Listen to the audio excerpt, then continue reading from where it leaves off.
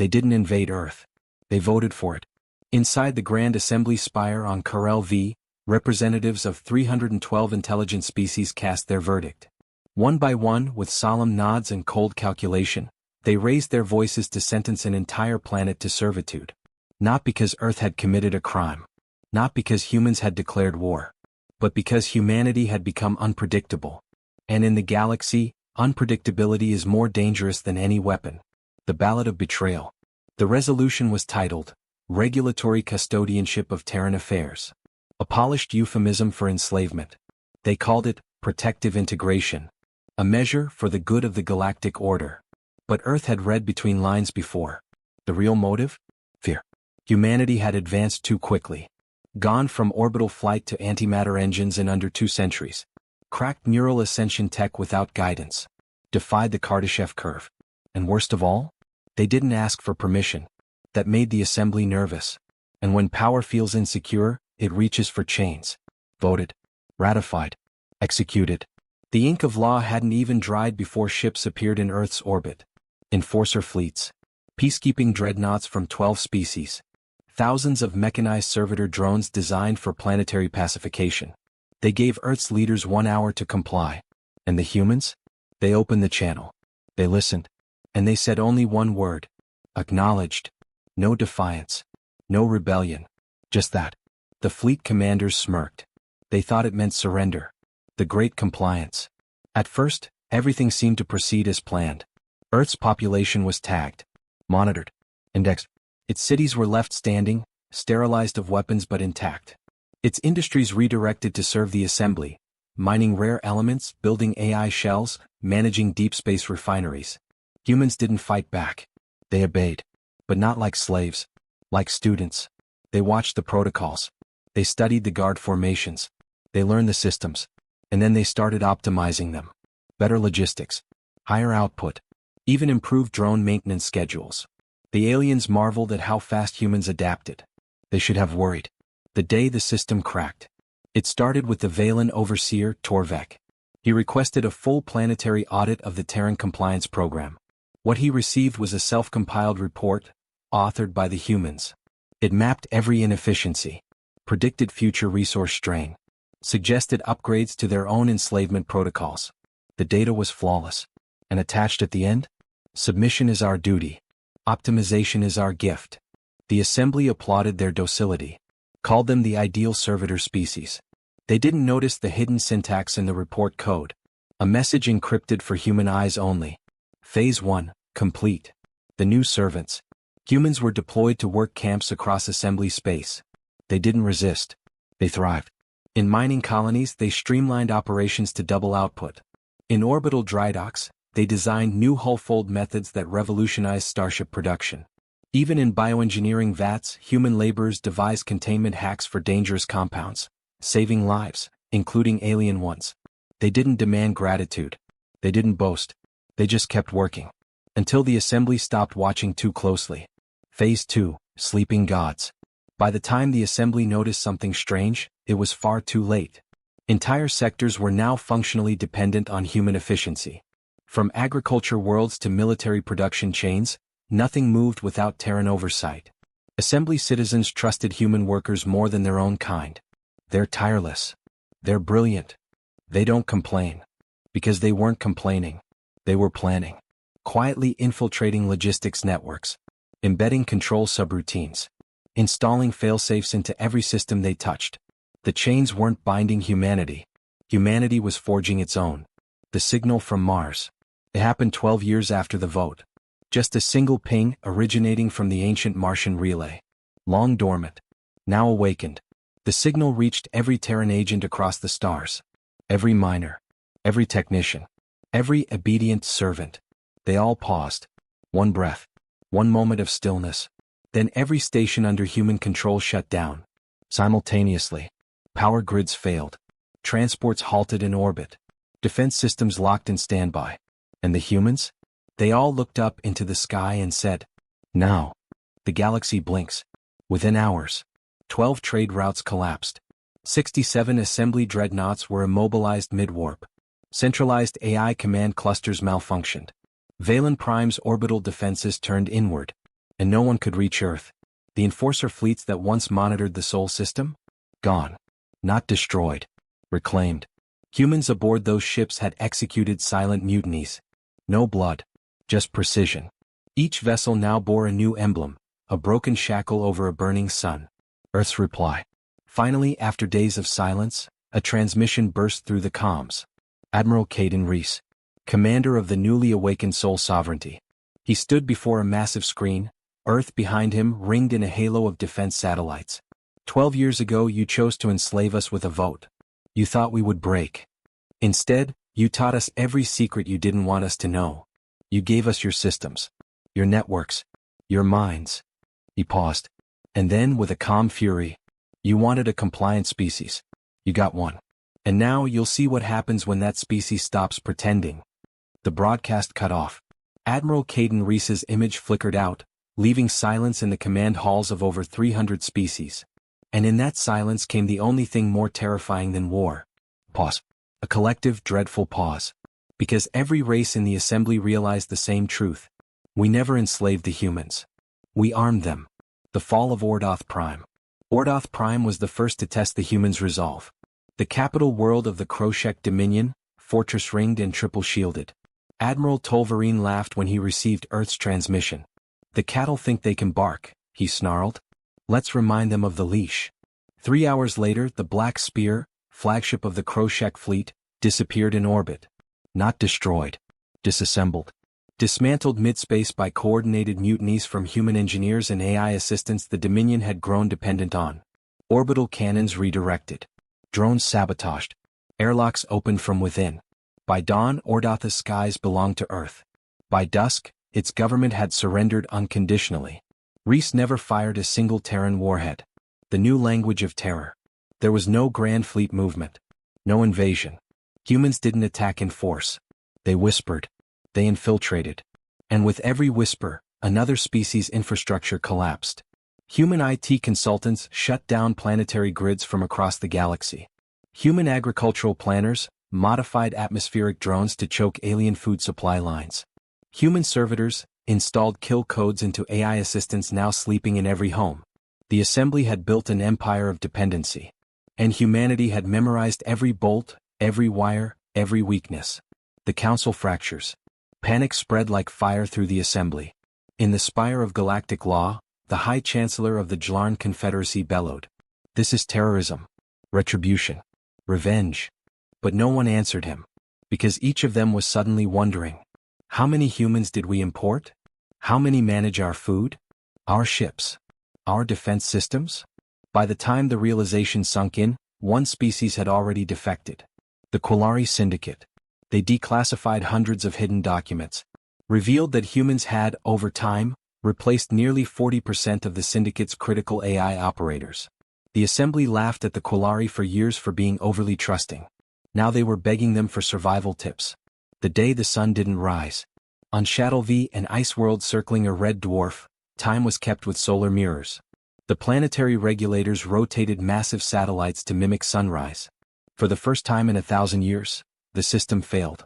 No sunrise. Just cold darkness. All the technicians were human. Every one of them gone.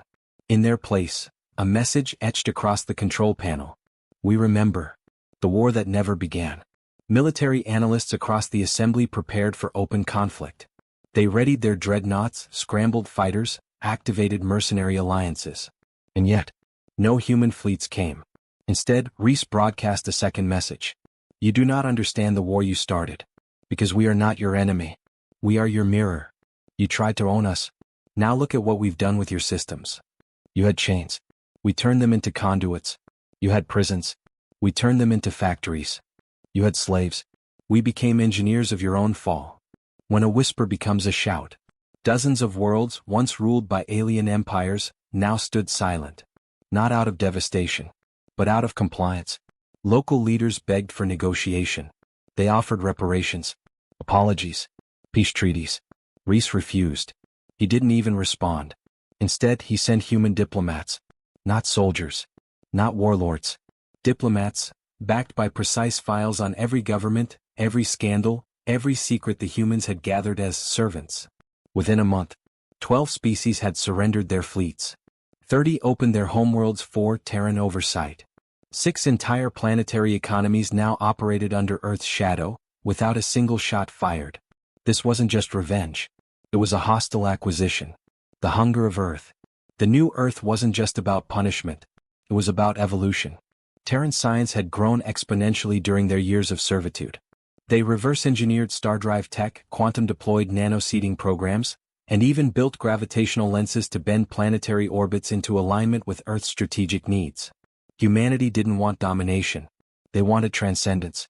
But first they needed to remove the old guard. And so, quietly, world by world, they reshaped the galaxy, not with warheads but with mathematics, psychology, data, and patience. The final harbor. One system remained untouched, Nalaxos 4. A war world. Fortress of the Shatar. Brutal. Relentless. Proud. They broadcast a challenge to Earth. We are not cowards. You want us broken? Come try. And for the first time, Earth replied. A single ship arrived. Unarmed. It carried only 3 humans. Not warriors. Not assassins. Architects. They walked into the war hall of the Shatar and placed a device on the table. It activated a projection, one showing exactly how the Shatar planetary AI was built, compromised, and ready to obey a human voice command. Then they left. The next day, the Shatar Council dissolved itself. No resistance. Just silence. The Shatar didn't surrender with blood. They surrendered with silence. No battle. No treaties. No threats. Just one cold statement entered into the galactic databanks by the High Blade Master himself. We yield not to humanity's strength, but to their inevitability. And that phrase rippled like a nova wave through every channel. It wasn't just a concession. It was an omen. The price of memory. Back on Earth, the fires of industry didn't roar. There were no parades. No victory banners. The planet was quiet, focused. Because to humans this wasn't victory. This was justice being tallied. Each world that once whipped, chained, or harvested human lives was added to a ledger. A running list known only by its simple name. The Book of Red Soil. It had entries for every death, every exploited mind, every broken back. Not for revenge, but for calculation. Earth had no plans to destroy the assembly. They meant to own it. The ghost in their systems. Across the galaxy, paranoia surged. Aliens tore down infrastructure, seeking human subversions. Millions of AI cores were destroyed out of fear. Entire planetary networks reset, unplugged, regressed. And yet, every time a system rebooted, the humans returned. Not physically. Algorithmically. Their code had become part of the machine itself. Too deep to delete. Too efficient to replace. The Grand Vizier of Gralos, 12 said it best during a desperate summit. Humanity is no longer on our planets. Humanity is our planets. The forge of the Forsaken. While alien worlds flailed, Earth advanced. But not through invasion. Instead, they built the Forge Array, an orbital lattice surrounding Sol system that manufactured self-replicating colonizer cores. Not meant for conquest, but for expansion beyond the assembly. Humanity was leaving the galaxy behind. Not fleeing, evolving. And as they rose, they made one declaration. You tried to make Earth small. Now Earth will make the stars ours. The Council's desperate offer. A summit was called, an emergency convocation of the last 112 sovereign species still standing.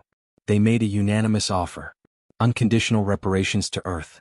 Ceasing all slavery across the galaxy. Permanent seat for humans as supreme governors of the assembly.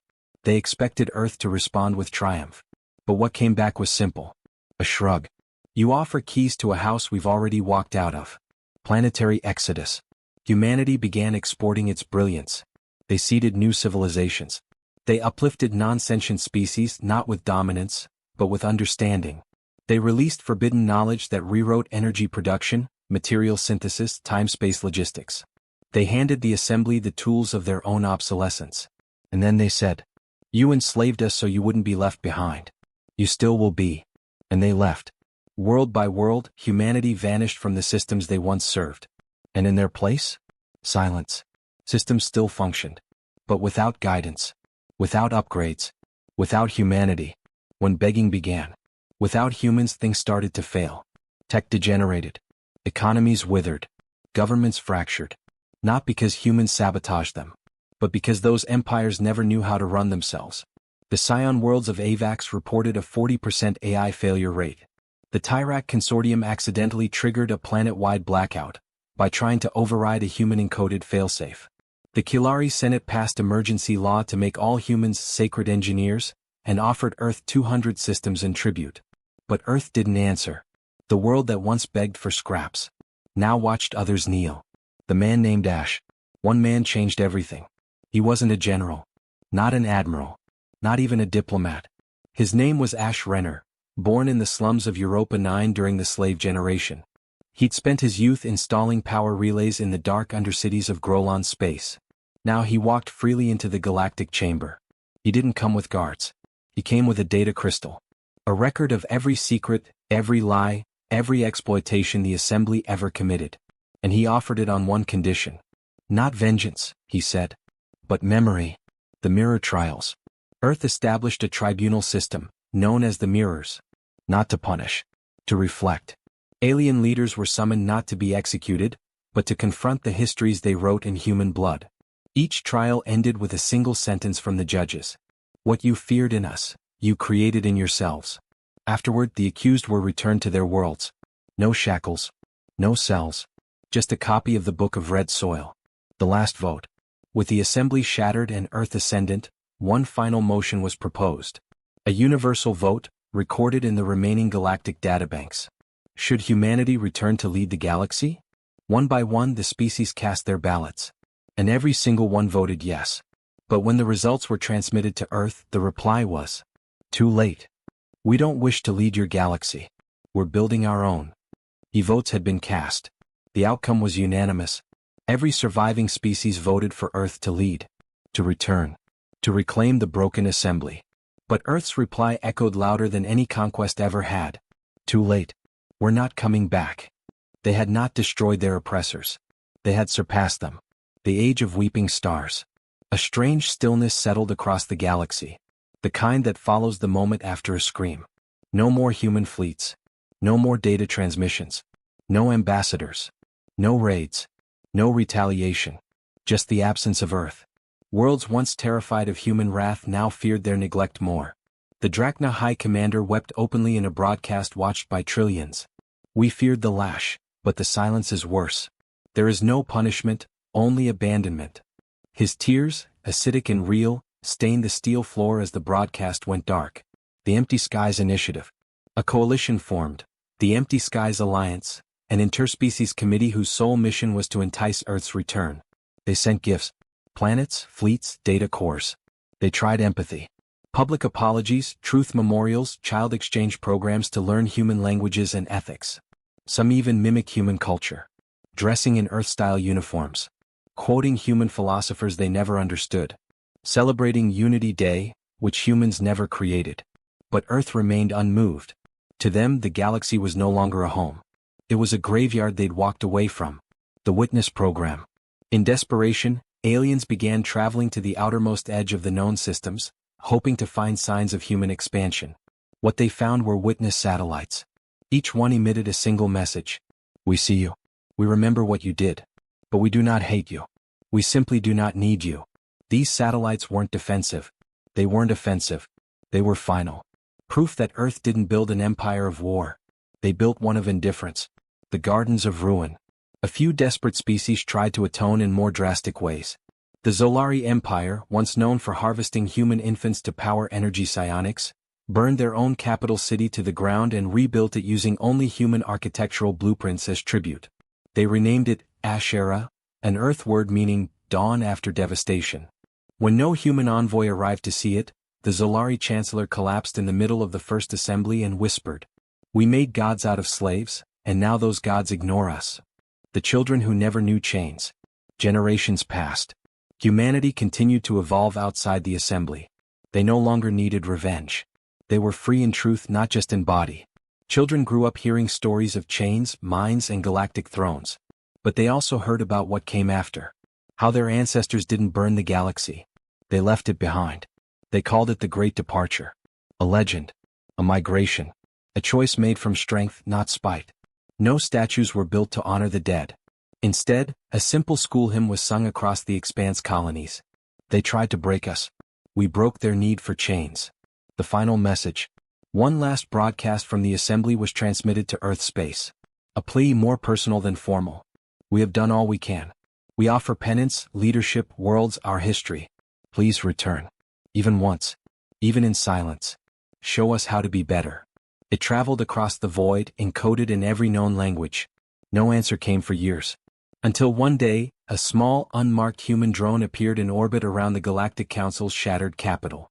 It blinked a single phrase in text across the sky. You should have loved us when we were yours to love. Then it blinked out, never to be seen again. What humanity became. The assembly never recovered. Some say Earth exists now beyond the rim in territories untouched by time. They say the humans built stars from scratch, folded dimensions into cities, and crafted a civilization so advanced it no longer needs planets. No one knows for sure. Because Earth hasn't returned. And perhaps never will. But in every assembly classroom, one subject remains mandatory. Human history. Not to worship. Not to fear. But to remember, what happens when arrogance writes off the underestimated? And what happens when those once broken walk away, leaving nothing behind but their shadow? Indy. White heavy check mark. If you made it this far, you felt the weight of what it means to be human, and what happens when our restraint is mistaken for weakness. Subscribe to the Void Narratives for more epic HFY sagas. Because the stars may forget, but we